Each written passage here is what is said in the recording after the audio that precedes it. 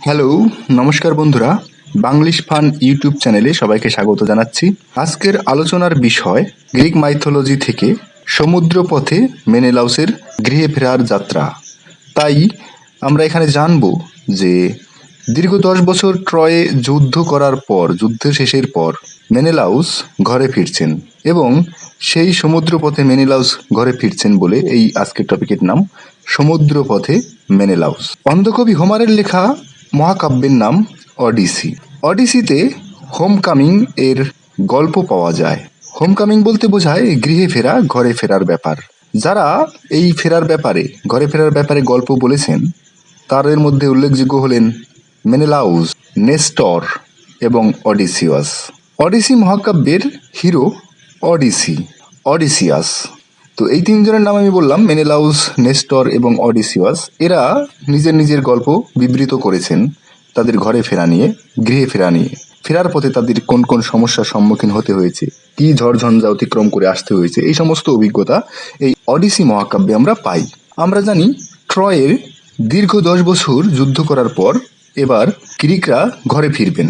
যাই হোক, গ্রিকদের ঘরে ফেরার পালা শুরু হলো। দীর্ঘ প্রবাসের পর আপন আপন পরিবারবর্গ, স্বজন এবং স্বদেশের জন্য উন্মুখ হয়ে উঠল সমগ্র গ্রিক বাহিনী। হেলেনকে উদ্ধার করার পর মেনেলাউস আর এক মুহূর্তও অপেক্ষা করতে চাইল না ট্রয়ের মাটিতে। তার দাদার নাম ছিল অ্যাগামেমনন। অ্যাগামেমনন ছিল গ্রিকদের লিডার। এই অ্যাগামেমনন ছিল মাইসেনির রাজা। এই অ্যাগামেমননের ইচ্ছা যে ট্রয়ের মাটিতে বিজয় উৎসব করুক গ্রিক সৈন্যরা। কারণ ট্রয় জয় করা হয়েছে, ট্রয় জয়ের পরে ট্রয়ের মাটিতেই যদি বিজয় উৎসব করা হয় তাহলে সেই বিজয়ের আনন্দ অনেকখানি। দেবী এথেনাকে প্রণাম জানাক সমস্ত গ্রিক বাহিনী, এটাই চাইছিল অ্যাগামেমনন। এথেনা সক্রিয়ভাবে সাহায্য করেছে গ্রিক পক্ষকে, গ্রিক জাতির সম্মান রক্ষা পেয়েছে। অ্যাগামেমনন রাজা হিসেবে তাই এই দেবীকে শ্রদ্ধা করতে বলছেন তার সমস্ত সেনাকে। অ্যাগামেমননের কথায় বিজয় উৎসবে মেতে উঠল সবাই। মেনেলাউস কিন্তু এর প্রতিবাদ জানালো, এখন উৎসবের সময় নয়, রণক্লান্ত গ্রিক সৈন্যদের মুহূর্তমাত্র বিলম্ব না করে দেশে ফেরা উচিত। অ্যাগামেমননের আদেশ উপেক্ষা করে স্বদেশে অভিমুখে যাত্রা করল মেনেলাউস। তার সঙ্গে রইল হেলেন, কিছু নাবিক এবং কয়েকজন সৈনিকও ছিল। এথেনা রেগে গেলেন, মেনেলাউসের উপরে রেগে গেলেন। অকৃতজ্ঞ মেনেলাউসকে সাজা দিতে চাইলেন এথেনা। এক প্রচণ্ড সামুদ্রিক ঘূর্ণিঝড়ের মুখে পড়ল মেনেলাউসের যুদ্ধ জাহাজ। পথের নিশানা হারিয়ে নাবিকগণ দিশেহারা হয়ে পড়ল। দিগন্ত বিস্তৃত সমুদ্রের উপর অকারণ ঘুরে বেড়াতে লাগলো তার তরী। ঘুরে ঘুরে ক্লান্ত হলো মেনেলাউসের সেনাবাহিনী। দীর্ঘ 8 বছর সমুদ্রের জলে দিশেহারা ঘুরে ঘুরে অবশেষে একদিন মিশরে এসে পৌঁছালো মেনেলাউসের জাহাজ। এতদিনে ঝড়ের সঙ্গে মোকাবেলা করতে করতে মেনেলাউসের যুদ্ধ জাহাজটি ছিন্ন ভিন্ন প্রায় অবস্থা। হেলেনকে সঙ্গে নিয়ে মেনেলাউস কোনো প্রকারে মিশরের উপকূলবর্তী কোনো এক পর্বতের গুহায় আশ্রয় নিল। কয়েকজন সৈনিক এবং নাবিকও প্রাণে বাঁচল, কিন্তু অনাহার এবং পথশ্রমে তারা বল হারিয়েছে, শক্তি হারিয়েছে। মেনেলাউসের অবস্থাও সংকটজনক। রাজপুত্র মেনেলাউসকে পথের সামান্য ভিক্ষুক ছাড়া আর কিছুই ভাবা সম্ভব নয় তাকে দেখে। তার পোশাক ছিন্ন ভিন্ন, খাদ্যের অভাবে দেহ ক্ষীণ অবস্থা, হীনবল হয়ে পড়েছে, পথ চলার শক্তি নেই। সহায় সম্বলহীন নিঃস্ব মেনেলাউস কোনো দূর বিদেশে কার রাজ্যে এসে পড়েছে সে কিছুই জানে না। সুদূর ট্রয় থেকে অসংখ্য জীবনের বিনিময়ে হেলেনকে উদ্ধার করার পরেও বুঝি তার আর দেশে ফেরা হলো না, তার আর দেশে ফেরা হবে না, এইরকম ভয় হচ্ছে মেনেলাউসের মনে। স্পার্টার জন্য তার সমস্ত হৃদয় ব্যাকুল হয়ে আছে, কারণ মেনেলাউস স্পার্টার রাজা, তাকে স্পার্টায় ফিরতে হবে। চোখের জলে ঝাপসা দৃষ্টি হলো তার। অ্যাগামেমনন তার ভাই, বড় দাদা, হয়তো এতদিনে সে দেশে ফিরে গেছে। বিরাট যুদ্ধের অভিজ্ঞতার গল্প শোনাচ্ছে দেশবাসীকে গিয়ে। মেনেলাউস আজও সাগরের বুকে সঙ্গীহীন ঘুরে বেড়াচ্ছে। হয়তো দেশবাসী জানে রাজপুত্র মেনেলাউস মৃত হয়ে গেছে, হয়তোবা তার দেশবাসী জেনে নিয়েছে বা ধরে নিয়েছে যে রাজপুত্র মেনেলাউস মরে গেছে যুদ্ধক্ষেত্রে বা যুদ্ধক্ষেত্রে থেকে ফেরার সময়। আর তখনকার দিনে যুদ্ধ থেকে ফেরত আসা কোনো সৈনিক যখন তার দেশবাসীকে তার যুদ্ধের অভিজ্ঞতা, ঘরে ফেরার অভিজ্ঞতা বর্ণনা করে, তখন সেই সৈনিকের মহত্ব অনেক বেড়ে যায়। সে অনেক বড় নায়ক, হিরো হিসেবে প্রতিপন্ন হয়। এটা একটা গৌরবের ব্যাপার। কিন্তু মেনেলাউসের এটা আর হবে না বলে মনে হলো। কিন্তু এ কোন দেশে এসে পড়েছে মেনেলাউস? এখানকার সবকিছুই তার অপরিচিত। কে তাকে সাহায্য করবে এই দুর্বিদেশে? অথচ কারো উদার সহায়তা ছাড়া তার পক্ষে দেশে ফেরা একান্ত অসম্ভব ব্যাপার। এথেনার কোপদৃষ্টিতে আজ সে সহায় সম্বলহীন। বিক্ষুব্ধ সাগরের নীল জল গ্রাস করেছে তার তরি। সামান্য যতদূর দৃষ্টি যায় শুধু জল আর জল। উত্তাল তরঙ্গমালার উন্মাদনা, আমফালন। মেনেলাউস দিশেহারা হয়ে পড়ল। মেনেলাউসের করুণ চেহারায় ভয়ের ছাপ। অজানা ভয়ে জড়সড় দেবকন্যা হেলেন। মেনেলাউসের বুকের মাঝে মুখ লুকিয়ে আজও সে নির্ভয় হতে পারছে না। এভাবে অযথা সময় নষ্ট করা উপযুক্ত নয় বলে মেনেলাউস সাহায্যের জন্য বেরিয়ে পড়ল। সাহায্যের আশা করে সে বেরিয়ে পড়ল।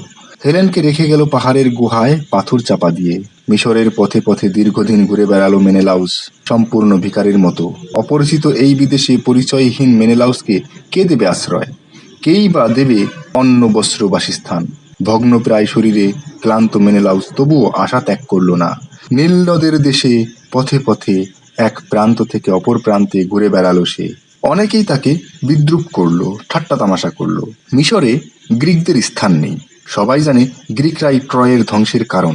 যে জাতি অপর একটি জাতিকে বিনাশ করতে পারে তাদের প্রতি কোনো মমতাই নেই মিশরবাসীদের মনে। নীল নদের দেশে এসে মেনেলাউস শুধু পেল অবহেলা, উপেক্ষা আর বিদ্রূপ। এই মিশরেই ধর্মপরায়ণ দয়ালু রাজা প্রোতেউসের প্রাসাদে হেলেনের অবস্থান। স্পার্টার রাজমহিষী সুন্দরী হেলেন, মেনেলাউসের সহধর্মিণী হেলেন। জিউস কন্যা লেডার কলঙ্ক এই হেলেন। দেবরানী হেরার নির্দেশে দেবতাদের বার্তাবাহক হারমেস একসময় এই হেলেনকে স্পার্টা থেকে আকাশপথে এনেছিলেন নীলনদের দেশে প্রোতেউসের প্রাসাদে, যাকে কেন্দ্র করে ট্রয়ের বিধ্বংসী যুদ্ধ সংঘটিত হলো। সেই অভিশপ্তা হেলেন প্রোতেউসের প্রাসাদে নিরাপদ। আর অন্যদিকে আফ্রিদিতে নির্মিত এক নকল হেলেন ট্রয়ের যুদ্ধ শেষে মেনেলাউসের সঙ্গিনী হয়ে ঘরে ফিরছিল। কারণ ওই যে নকল হেলেন, সেই নকল হেলেনকে নিয়েই ট্রয়ের যুদ্ধ হয়েছিল।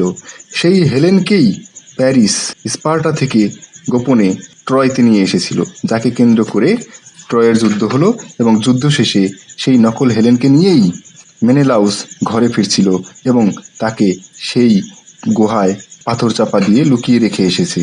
কিন্তু অন্যদিকে রাজা প্রাতেউসের প্রাসাদে আসল হেলেনের অবস্থান আমরা দেখতে পাচ্ছি। বন্ধুরা, ব্যাপারটা একটু যদি আপনার বুঝতে অসুবিধা হয় তাহলে আমার আরেকটা ভিডিও আছে এই চ্যানেলেই, যে ভিডিওটার নাম প্যারিস এবং হেলেন। ওই ভিডিওতে পরিষ্কার করে বলা হয়েছে যে আসল হেলেনকে আর নকল হেলেন কেন তৈরি করা হয়েছিল। দীর্ঘদিন আগে হেলেন আশ্রয় নিয়েছিল প্রোতেউসের প্রাসাদে। তারপর শুরু হলো সেই সর্বনাশা যুদ্ধ নকল হেলেনকে নিয়ে। একটানা দীর্ঘ 9 বছর যুদ্ধ হলো। আরও 1 বছর কেটে গেছে, মোট 10 বছর। বৃদ্ধ রাজা প্রোতেউস আর নেই। তার পুত্র এখন মিশরের শাসনকর্তা। ওদিকে সামুদ্রিক ঝড়ে দিশেহারা মেনেলাউস নকল হেলেনকে সঙ্গে নিয়ে অন্ধের মতো ঘুরে বেরিয়েছে সাগরের বুকে অনির্দিষ্টকাল। কত ঝঞ্ঝা, কত বিপদ বয়ে গেছে তার জীবনের উপর দিয়ে। আজও সে স্বদেশের মাটিতে পা দিতে পারেনি। ভাঙা নৌকার মতোই একজন নাবিকের বেশে মিশরের পথে পথে সে ঘুরে বেড়াচ্ছে। পাহাড়ের গুহায় নিরাপদে রেখে আসা হেলেনের আসল পরিচয় তার অজানা। সে জানে না সুন্দরী হেলেন এই মিশরেই প্রোতেউসের প্রাসাদে মেনেলাউসের প্রতীক্ষায় দিন গুনছে। এই আসল হেলেন। হেলেন বিশ্বাস করত মেনেলাউস একদিন তার কাছে ফিরে আসবে এই প্রোতেউসের প্রাসাদে। সে আসবেই। মেনেলাউস একদিন ঘুরতে ঘুরতে মিশরের রাজবাড়ির দ্বার দেশে এসে উপস্থিত হলো। রাজার বাগানে রাজবাড়ির মেয়েদের সঙ্গে পুষ্প বাছাই করছিল লেডার মেয়ে হেলেন। হেলেনকে দেখে মেনেলাউস অবাক হয়ে গেল। সে পাহাড়ের গুহার মধ্যে রেখে এসেছে এক হেলেনকে। নিজের হাতে গুহা মুখে পাথর চাপা দিয়ে এসেছে। তাছাড়া একজন অনুচরও সেখানে আছে হেলেনের প্রহারায়। সুতরাং সেই গুহা থেকে প্রহরীর চোখ ফাঁকি দিয়ে এই প্রসাদ কাননে চলে আসা হেলেনের পক্ষে অসম্ভব। মেনেলাউস ভাবল, এ নিশ্চয়ই মায়া। স্বর্গের দেবতাদের কোনো কারসাজি হবে এটা, অথবা তাকে বিপদে ফেলার নতুন কোনো সন্ধি আটছে দেবতারা। গুটি গুটি পায়ে এগিয়ে গেল মেনেলাউস হেলেনার কাছাকাছি। মেনেলাউসকে দেখে ভূত দেখার মতো চমকে উঠল হেলেন। পোশাক, শত ছিন্ন বিচ্ছিন্ন হলেও মেনেলাউসকে সাধারণ ভিখারি মনে করতে পারল না হেলেন। কাছে এসে পরিচয় জিজ্ঞাসা করে জানল যে সে একজন ভাঙা জাহাজে আসা গ্রিক নাবিক। তবু হেলেনের সন্দেহ গেল না। সে জিজ্ঞাসা করল অ্যাগামেমননের ভাই রাজপুত্র মেনেলাউসের কোনো সংবাদ সে জানে কিনা। সন্দেহ আরো ঘনীভূত হলো মেনেলাউসের মনে। সে পাল্টা প্রতেউসের বাগানে পুষ্প বাছাইকারী সুন্দরীদের পরিচয় জানতে চাইল। হেলেন জানালো যে সে লেডার কন্যা হেলেন, স্পার্টার রানী, মেনেলাউসের সহধর্মিণী। বহুদিন আগে, ট্রয়ের যুদ্ধেরও আগে, স্বর্গ রানী হেরার নির্দেশে হারমেসের সঙ্গে আকাশপথে উড়ে এসেছিল সে এই প্রাসাদে। তারপর থেকে শুরু হয়েছে মেনেলাউসের জন্য তার দীর্ঘ অপেক্ষা প্রতীক্ষা। মেনেলাউস এবার নিজের পরিচয় দিল হেলেনকে। সে বলল হেলেনের এসব কথা সত্য হতে পারে না। সে নিজে ট্রয়ের যুদ্ধে অংশগ্রহণ করেছে। নিজের হাতে ট্রয় নগরীকে ভস্মীভূত করে হেলেনকে উদ্ধার করে এনেছে প্যারিসের কবল থেকে। সেই দুষ্কৃতকারী বিশ্বাসঘাতক প্যারিস আজ মৃত। এই মুহূর্তে পাহাড়ের গুহায় হেলেন মেনেলাউসের প্রতীক্ষায় আছে।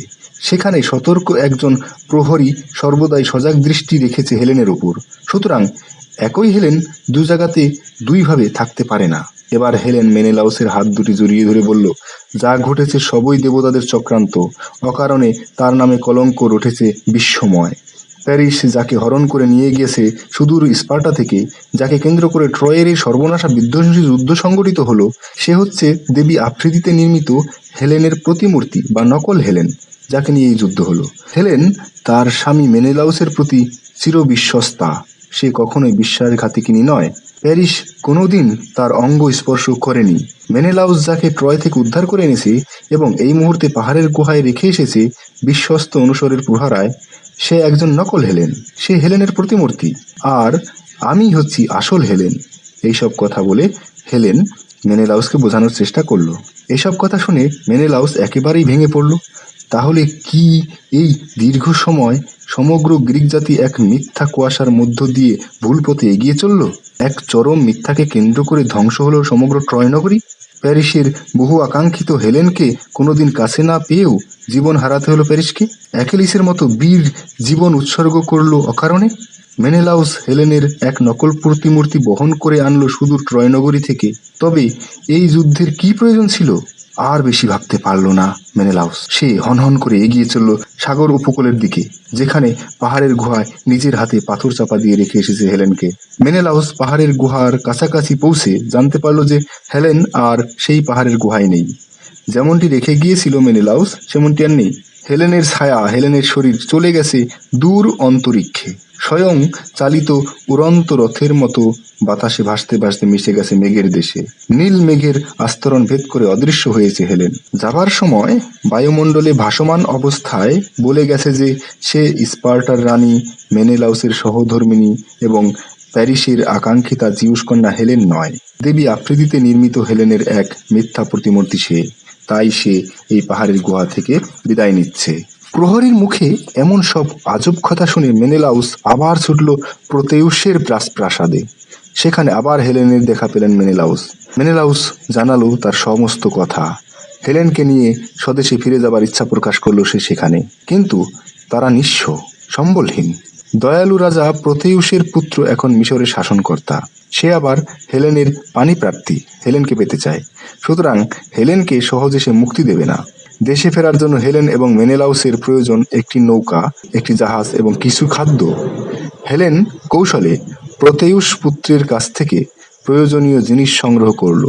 তারপর রাতের অন্ধকারে প্রহরীর চোখ পিছনে ফেলে ফাঁকি দিয়ে মেনেলাউসের সঙ্গে সাগরের বুকে পাড়ি দিল স্পার্টার উদ্দেশ্যে। অনুকূল বাতাসের স্রোতের টানে ভেসে চলল মেনেলাউস এবং হেলেন। প্রতেউস পুত্র যখন বুঝতে পারল যে হেলেন তাকে ফাঁকি দিয়েছে, তখন আর কিছুই করার ছিল না। হেলেন তখন মেনেলাউসের দৃঢ় বাহুবন্ধনে আবিষ্ট। সে তার দেশ স্পার্টায় ফিরছে। ধন্যবাদ বন্ধুরা।